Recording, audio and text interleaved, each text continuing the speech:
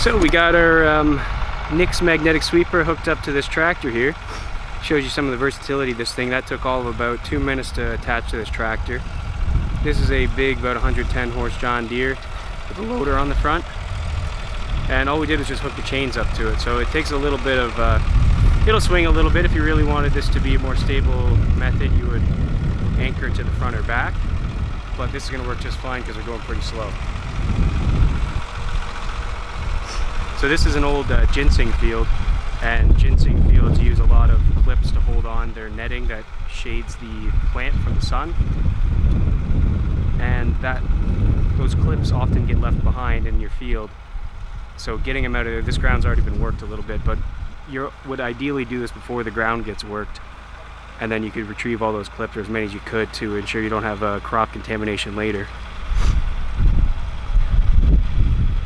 Now this Nix is a bit overkill for picking up clips. I mean, it'll work fine, but the aluminum sleeve is really going to help you when you're operating on a machine like this, just because you have a lot less control than you would if you were mounting it, let's say like the front of the Kubota like we had before, or some more controllable thing. Like this thing is meant to move big objects, so every time you move it, it moves a big way, so that precise little adjustment's not there. But that big aluminum sleeve is going to prevent any real damage from going on.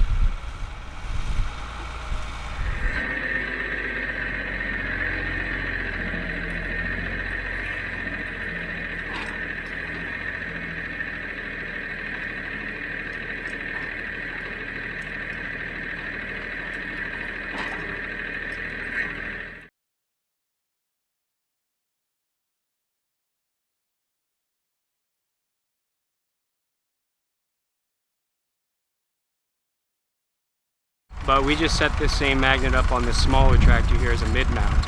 Now when we set that up, the tractor owner there said that it's going to be make it a lot more controllable to use the magnet. Like when it's on the front of your machine, there's a lot more movement translated to the forks when you're going up and down, rather than in the middle of the tractor kind of takes up the movement. So like this, you're going to get a much more consistent sweeping height and hit the ground a lot less often. Just the right length on this tractor. This is our 86-inch model, so on this Massey it's just about perfect to stay inside the wheelbase, just about, but a little bit overhang. And we actually did end up getting some metal out of the field when I was on the other tractor, so we're just going to continue sweeping here, try to get all these S-clips out that hold the ginseng nets down. So you see, even on sharp turns like that, it's no problem. Those wheels take up any of the skidding you need to do. So here it is, coming at a little bit hotter speed.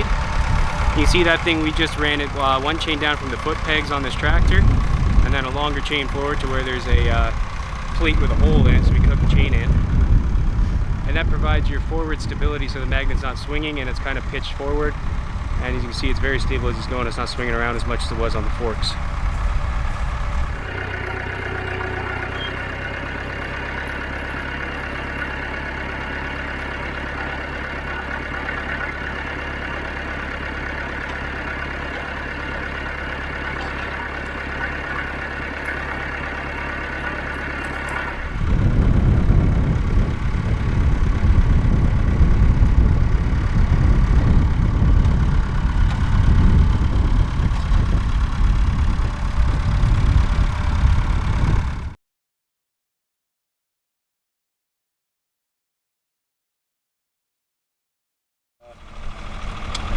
I think it works great. Like this is better, I think, than the front one.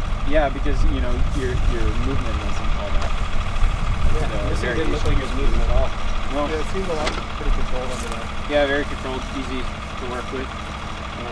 Seemed like the weight was perfect because it wasn't like getting really messed around by any of the variations. Yeah, I like like it being in the middle of the track. Yeah, I mean it's handy when you can just throw it on loader. You can raise and lower it all the time, right? But it's, you know, when you're moving that loader, it goes really quick. Yeah. That's why I got the aluminum one, like, to get it all stuck. Like you use it like a bit of a plow over there a little bit. Yeah. Well, it didn't seem too much like a plow. It was just dragging over a certain high spot. With the tractor. With that one, you noticed it. Yeah. Yeah, it looked like it made a lot more sense there. Yeah. And how many nails did we pull? I see 2 on the front. We got a few S clips on the back too. And a couple S clips. Yeah. And there you go. Empty steel. Out of the middle of the field too, not nice. Watch your soybeans. Yeah. Wow. So what would you rate it out of 10 on? 10 out of 10. 10 out of 10? Yeah. For like a temporary solution. Like if you're taking it on and off, yeah. I didn't expect to really pick up anything. In the field. Because it's all been worked under, right? And I mean, this field hasn't been worked. Yeah, it's surprising you can actually get stuff on it from like this. But, you know, that means the stuff on the bottom is getting pulled to the top too. Yeah. And then also, so like let's say I tilled this ground right now, and then we went over it, we'd be getting 5 times.